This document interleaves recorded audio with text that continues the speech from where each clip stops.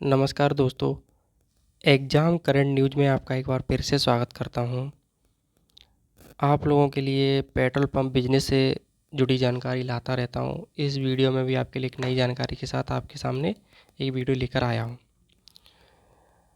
जैसे ही ये नोटिफिकेशन आया था 2023 के पेट्रोल पंप नोटिफिकेशन, तो मैंने एक वीडियो बनाया था। उसमें कोई प्रॉब्लम हो गई थी जिसकी वजह से यूट्यूब ने उसको डिलीट कर दिया। तो उस पर आप लोगों के काफ़ी सारे डाउट्स थे और वो वीडियो मेरे काफ़ी व्यूअर्स के तक नहीं पहुंच पाई थी। तो इसलिए कि मैंने एक नया वीडियो बनाया है। इसमें आप लोगों को मैं आपको बताऊंगा कि अपने लोकेशन की पहचान कैसे करें, किस किन किन किन लोगों के लिए आरक्षण है, और इंडिविजुअल जो खोलना चाहते हैं और प्रॉपर राइटरशिप खोलना चाहते हैं वो किस तरीके से अप्लाई करें, और ग्रुप 1 और ग्रुप 2 और ग्रुप 3 क्या है। तो दोस्तों, सबसे पहले मैं आपको बताता हूँ कि पात्रता इसकी क्या है। पात्रता आपको भली भांति परिचित होंगे कि 10th एटलीस्ट 10th क्वालिफाई होना चाहिए और 18+ उसकी एज होनी चाहिए। ठीक है। तो यदि आपकी एज 18+ है और 12th और या फिर 12th है तब तो अच्छी बात है। अगर 10th भी मिनिमम क्वालिफिकेशन इसकी 10th को माना गया है, तो 10th अगर है आपके पास तो आप एलिजिबल हो। अब दूसरी और सबसे बड़ी एलिजिबिलिटी कि आपकी लोकेशन, आपकी ज़मीन उस लोकेशन पे है कि नहीं। तो ठीक है, तो लोकेशन की पहचान कैसे करेंगे। जैसे भूचलर में जो इसका है उसमें बताया गया है कि रिटेल आउटलेट स्थापित करने के लिए लोकेशन की पहचान संबंधित तेल कंपनी द्वारा वाणिज्य न्यूनतम मात्रा के आधार पर की जाती है। समझे कि मान लो जैसे नियमित आरओ और राजमार्गों, शहरी कस्बों, नगर पालिका, मतलब आप ग्रामीण हो या फिर रूरल हो, अर्बन हो, किसी भी कैटेगरी में हो, आप कहीं पे भी हो, लेकिन आपकी लोकेशन आपको पता होना चाहिए। ठीक है। जैसे आप अगर एनएच नेशनल हाईवे पे आपकी ज़मीन है तो उसका वो एडवर्टाइजमेंट में काफ़ी अलग तरीके से दिया गया है। आप लोकेशन इजीली पहचान सकते हैं। ठीक है। जैसे कि मान लो अगर आप इधर जाते हो, कोई भी एक एडवर्टाइजमेंट उठा के देख लो, तो उसके अंदर क्या होता है कि जैसे ये एक लोकेशन है। ठीक है। तो ये है किसी टाउन की लोकेशन है, जो फर्स्ट लोकेशन की बात कर रहा हूँ मैं। ये किसी टाउन की लोकेशन है। तो Miao town not on an H और एस एच, ये इस लोकेशन में बात कर रहा है कि वो ना ही नेशनल हाईवे पे है और ना ही एस एच पे है। मतलब ये कोई लिंक रोड होते हैं वहाँ होती है। तो आपको क्या करना है कि सबसे पहले आपकी लोकेशन अच्छे से आइडेंटिफाई करना है। लोकेशन आइडेंटिफाई करने के बाद आपको एप्लीकेशन फॉर्म फिलअप करना है। एप्लीकेशन फॉर्म फिलअप करने का तरीका मैंने बताया है आपको, मेरी एक वीडियो पड़ी हुई है, तो आप देख सकते हैं। अगर आपको एप्लीकेशन फॉर्म फिलअप करने में भी फिर भी कोई दिक्कत हो रही है तो मैं उसका एक सेपरेट वीडियो बना दूंगा जिसमें कैसे एप्लीकेशन फॉर्म को फिलअप करना है। ठीक है। तो वो कोई ज़्यादा बड़ा इश्यू नहीं है। तो सबसे हम बात कर लेते हैं कि लोग दो चीज़ों में बड़े कन्फ्यूज हैं, CC1 और CC2। CC1 क्या है, CC2 क्या है। तो CC1 जो है उसमें जैसे कि ये रिजर्वेशन कैटेगरी हैं।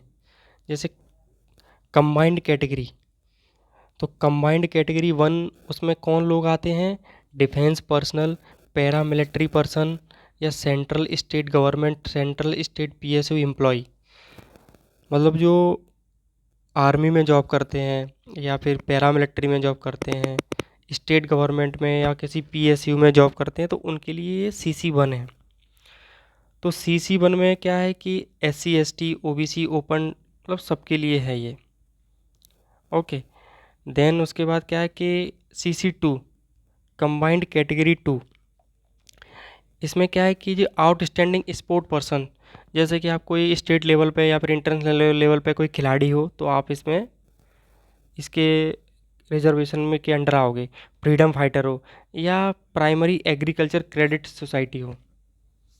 समझे कि आप किसान हो और आपने एक अच्छा सिविल स्कोर है और आप अच्छे तरीके से एग्रीकल्चर क्रेडिट सोसाइटी से बिलोंग करते हो तो आप उसके अंडर भी एक रिजर्वेशन निर्धारित किया गया है, तो आप वो भी डिफाइन कर सकते हो। ठीक है। दूसरा क्या है कि CC1 और CC2 आपको क्लियर हो गया।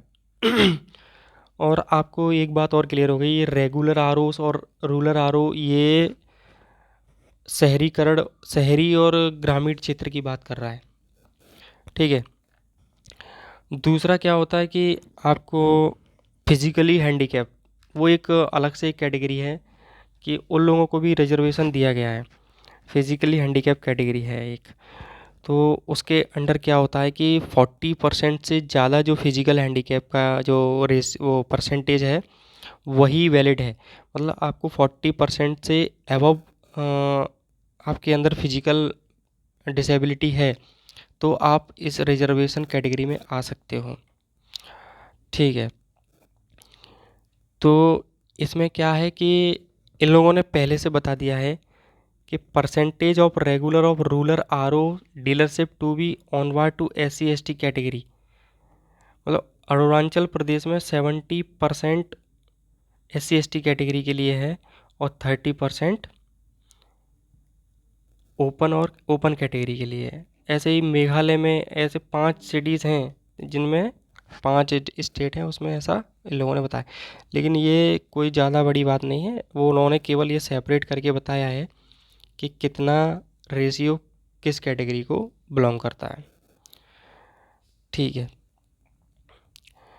देखो सबसे बड़ी बात, आपको एक टाइप ऑफ साइट पता होना चाहिए। टाइप ऑफ साइट, जैसे कि आपने देखा होगा ये बूचलर में भी एक टाइप ऑफ साइट करके एक ऑप्शन है, मतलब उन्होंने ब्रीफली एकदम समझाया है आप लोगों को टाइप ऑफ साइट करके, तो आप इसको पढ़ो। ये देखो मैंने अभी CC1 और CC2 के बारे में भी आपको बताया था, और फिर उसके बाद ये 5 सिटीज़ स्टेट हैं जिनमें रिजर्वेशन है। देखो मैं टाइप साइट की बात कर रहा हूँ, टाइप ऑफ साइट्स। ठीक है।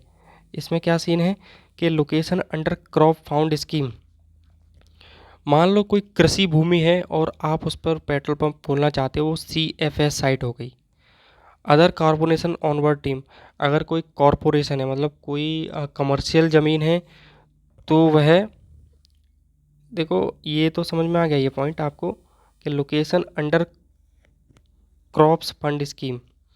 ठीक है, तो ये CFS साइट हो गई। अगर आप की बात करते हो कॉरपोरेशन ऑनवर्ड साइट, तो ये CC साइट हो गई या फिर A साइट हो गई, CC साइट बोलते हैं इसको।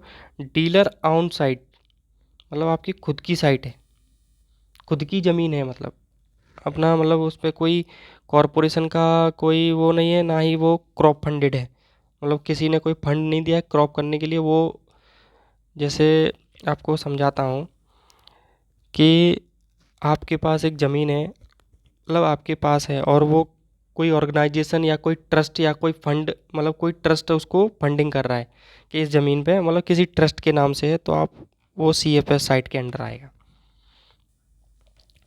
ठीक है। तो दूसरी कैटेगरी क्या है कि आपको eligibility criteria for individual applicant, अगर आप अकेले प्रॉपर राइटर पार्टनरशिप मतलब इस तरीके का अगर खोलना चाहते हो तो उसके लिए एलिजिबिलिटी क्या है। आपको सीनियर सिटीजन, अगर आपकी एज 60+ है तो इसमें पहले ही डिसाइड कर दिया था कि 18 to 60 ओके। तो ये आपका क्राइटेरिया, आप एज का क्राइटेरिया पहले फॉलो करना है। दूसरा, आपके पास 3 चीज़ें मस्ट हैं, इंडियन सिटीजनशिप होनी चाहिए, और आप रेडी इंडिया के रहने वाले होने चाहिए, और आपके पास पैन कार्ड होना चाहिए, 10th की मार्कशीट होनी चाहिए। ठीक है। एज लिमिट आपको पता है 21 to 60, आप 21 साल से लेके 60 साल के अंदर होने चाहिए। ठीक है। और नॉट लेस देन 21 से कम उम्र के लोगों के लिए एप्लीकेबल नहीं है। अब क्या होता है कि ये एक बहुत अपने आप में कारण है कि सब लोग इसमें बहुत ही कंफ्यूज रहते हैं ज़्यादातर ये ग्रुप 1, ग्रुप 2 और ग्रुप 3 में। ठीक है, तो इसको थोड़ा ब्रीफली समझ लेते हैं, क्योंकि वैसे मैंने अपनी का पिछली वीडियो में बताया था, आप लोगों ने शायद वो वीडियो देखी होगी, वो यूट्यूब के द्वारा डिलीट कर दी। उसमें कुछ वॉयलेंस ऐसे कुछ करके रीज़न आया था, मुझे नहीं पता कैसे क्या डिलीट हुई, मैंने उसको रीअप्लाई भी किया लेकिन उन्होंने फिर से कैंसिल कर दिया। तो चलो, प्रॉब्लम आती रहती है लाइफ में, पीछे मुड़ के नहीं देखने का है। ठीक है, तो हम बात कर रहे थे ग्रुप 1, ग्रुप 2 और ग्रुप 3 की बात। तो ग्रुप 1 क्या होता है कि मैं आपको 3 पॉइंट बताता हूँ।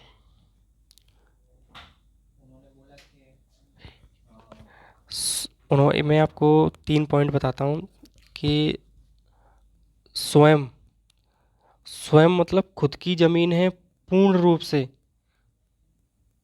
मतलब मूल्यांकन स्वामित्व वाला होगा। आपको मैं आपको वो ओपन करके बताता हूँ।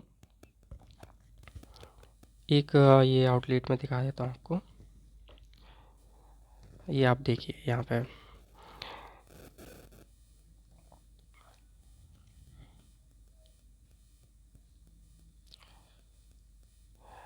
ये ग्रुप 1, ग्रुप 2, ग्रुप 3 है, लेकिन मैं इसको थोड़ा ब्रीफ में मतलब एक्सप्लेन करके बताता हूँ।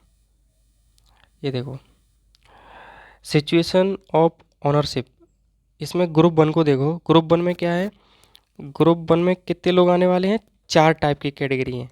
ठीक है, 1 2 3 4। तो फर्स्ट टाइप समझ लेते हैं कि अगर आपकी खुद की ज़मीन है, ध्यान से समझना, ये ग्रुप 1, ग्रुप 2, ग्रुप 3 काफ़ी कन्फ्यूजन है सब लोगों के लिए। तो इसमें क्या है कि सेल्फ खुद की ज़मीन है, यानी फुल्ली कंट्रोल है आपको उसके पास, यानी एडिशनल इसमें डॉक्यूमेंट की कोई ज़रूरत नहीं है। आपको खुद की ज़मीन है, सीधा सा आंसर है, आप खुद उसके मालिक हो, यानी कि ग्रुप 1 में आओगे। ठीक है, दूसरा दूसरा क्या बात कर रहा है कि self with member of family और आउंड एग्जीक्यूटिवली बाई फैमिली मेंबर्स।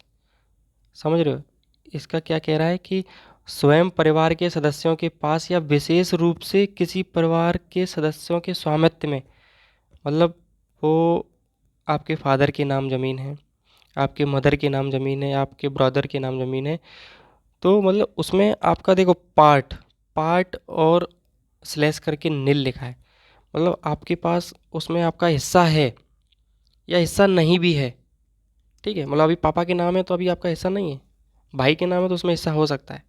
ठीक है, तो हिस्सा है और हिस्सा नहीं है, तो परिवार के सदस्यों से शपथ पत्र के रूप में सहमति लेनी है, सहमति पत्र, और वो आपको अपेंडिक्स 3 में या नीचे दिया है, उस तरीके का एक लेटर उन्होंने फॉर्मेट पहले से दिया है, उस फॉर्मेट पे उनको सिग्नेचर लेने हैं। Consult letter in the form of affidavit of member of family, जिसके नाम ज़मीन है उससे एफिडेविट बनवा लेना है और उसके साइन लेने, तो भी आप ग्रुप 1 में आओगे। अब तीसरा पॉइंट ग्रुप 1 के लिए कि क्या बात कर रहे हैं कि इसमें लैंड नहीं है, self with other one, family member with other one और self family member and other one. इसमें क्या बात कर रहा है देखो, पॉइंट वाइज समझना। पहला पॉइंट है कि अन्य स्वामियों के साथ स्वयं, समझ रहे हो, कि सेल्फ विद अदर ऑनर्स,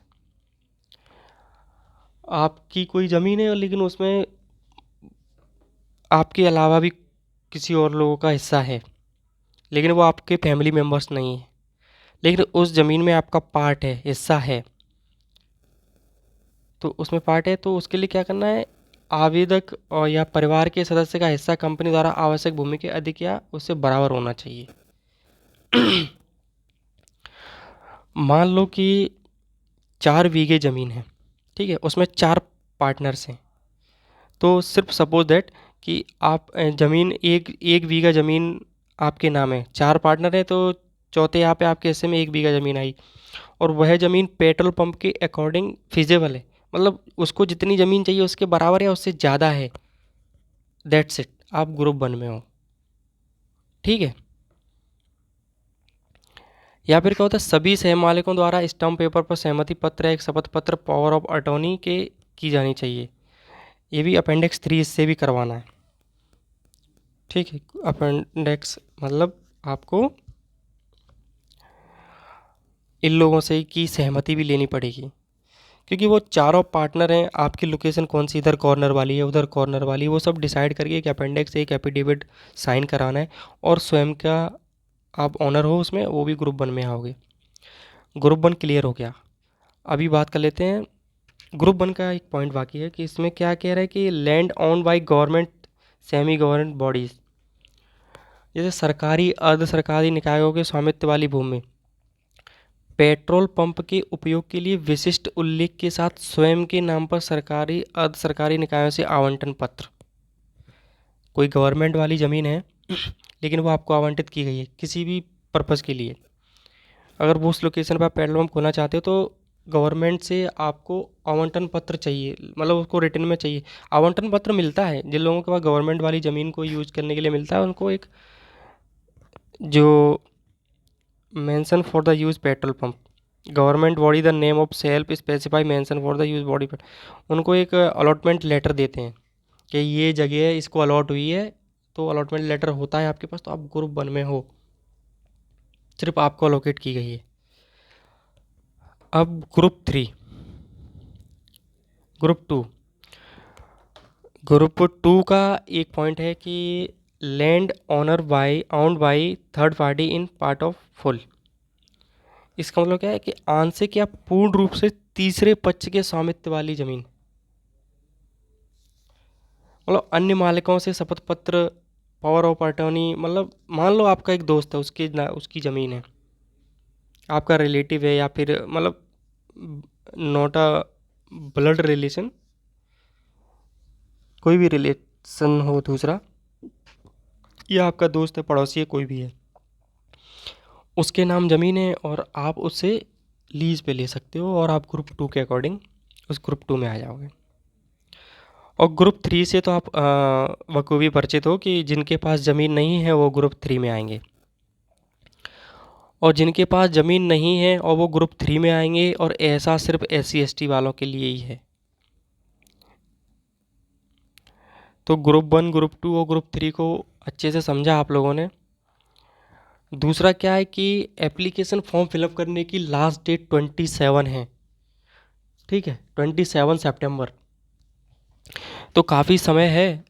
तो अपनी ज़मीन का अच्छे से मुआयना लें, अच्छे से उसको वेरीफाई करें सेल्फ वेरिफिकेशन के लिए। और दूसरा क्या है कि सेल्फ वेरीफाई करें और उसको देखें कि मेरी बहुत सारी वीडियो 2018 की वीडियो पड़ी हुई हैं, लोगों ने क्या क्या इशू फेस किए वो सब मैंने उसमें बताया है। तो वो सारी वीडियोस को देखें एक बार, और उसी एंगल से अपनी ज़मीन को वेरीफाई करें, देखें कि उसके अकॉर्डिंग ज़मीन सही है या नहीं। ओके, तो देन उसके बाद क्या करना है आपको कि आप उसको देखें, और जो भी आपके डॉक्यूमेंट्स में कोई दिक्कत है, या आप लीज़ पे ले रहे हो, या आप फैमिली में कोई मेंबर है तो वो अपेंडिक्स जो एफिडेविट है वो करवाना है, वो सारे प्रोसीजर को कंप्लीट करें और अपनी लोकेशंस को इसमें सर्च करके उस लोकेशन पे अप्लाई करें। बहुत ही सिंपल तरीका है अप्लाई करने का, बहुत तगड़ा कुछ नहीं है। सिर्फ आपको रजिस्टर नाउ पे जाना है, रजिस्ट्रेशन करना है, अपना यूज़र नेम और पासवर्ड क्रिएट करने के बाद एप्लीकेंट लॉगिन पे जाना है, वहाँ लॉगिन करना है, सारा एप्लीकेशन फॉर्म फिलअप कर देना है।